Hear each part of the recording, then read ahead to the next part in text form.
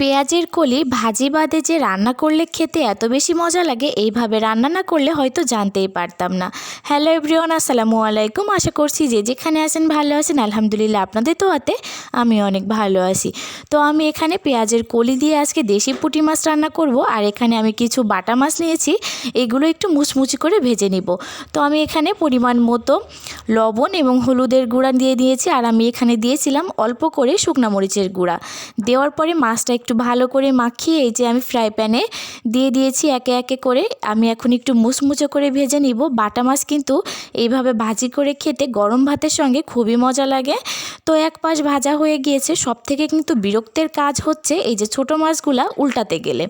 তো যাই হোক, আমি এই যে মাছটা ভালো করে ভেজে নিয়েছি। এখন আমি ওই তেলের ভেতরে কিছু পেঁয়াজ কুচি এবং কাঁচামরিচ কুচি করে কেটে নিয়েছি, সেটা দিয়ে দিব। পেঁয়াজ ভাজি এবং কাঁচামরিচ ভাজি ছাড়া তো মাছ ভাজি একদমই জমে না। তো দেখতে পাচ্ছেন কালারটা চেঞ্জ হয়ে গিয়েছিল। তো সেই মুহূর্তে কিন্তু আমি মাছগুলা দিয়ে ভালো করে নেড়েচেড়ে মিশিয়ে এখন একটা পাত্রে নামিয়ে নিব।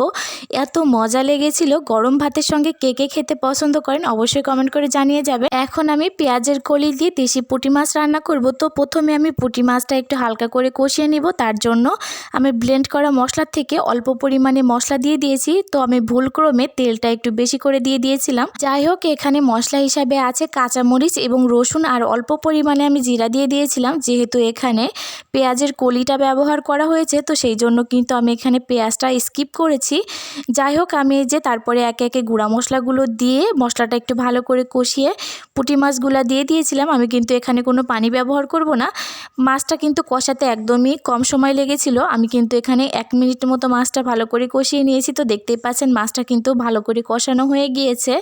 আমি ঢাকনাটা তুলে একটু ভালো করে নেড়ে চেড়ে এখন আমি একটা পাত্রে তুলে নিব। আমি কিন্তু তেলটা বাদে একটা পাত্রে তুলে নিয়েছি। দেখতেই পাচ্ছেন তেলটা কিন্তু কড়াইতেই রয়ে গিয়েছিল। তো আমি ওই তেলের ভেতরেই কিন্তু ব্লেন্ড করা বাকি মশলাটাও দিয়ে দিব। এখন আমি এর ভেতরে একে একে গুঁড়া মশলাগুলো দিয়ে দিব, যেমন টেস্ট অনুযায়ী লবণ, পরিমাণ মতো হলুদের গুঁড়া এবং ধনে গুঁড়া। দেওয়ার পরে মশলাটা আমি একটু সময় নিয়ে ভালো করে কষিয়ে নিব, যেন মশলার ভেতর থেকে কাঁচা গন্ধটা বের না হয়। যেহেতু পেঁয়াজের কলি সিদ্ধ হতে একদমই কম সময় লাগে। তো যাই হোক, আমি এই যে মশলার ভেতরে পেঁয়াজের কলিটা দিয়ে দিয়েছি। দেওয়ার পরে এখন আমি মশলার সঙ্গে ভালো করে নেড়েচেড়ে মিশিয়ে নিব।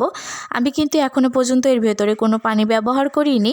আমি একটু ঢাকনা দিয়ে তারপরে ভালো করে কষিয়ে নিব। এর ভেতর থেকে কিন্তু অল্প করে পানি বের হয়েছিল, তো ওই পানিটা দিয়েই আমি ভালো করে কষিয়ে নিয়েছি।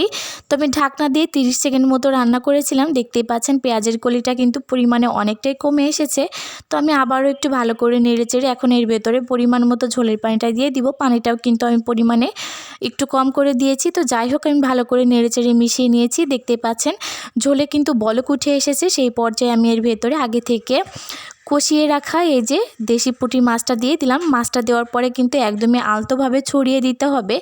যেহেতু মাছটা সাইজে ছোট, বেশি নাড়াচাড়া করলে কিন্তু মাছটা ভেঙে যেতে পারে, আর খেতে কিন্তু তখন একদমই মজা লাগবে না। তো যাই হোক, আমি ঢাকনা দিয়ে 3 থেকে 4 মিনিট মতো রান্না করেছিলাম।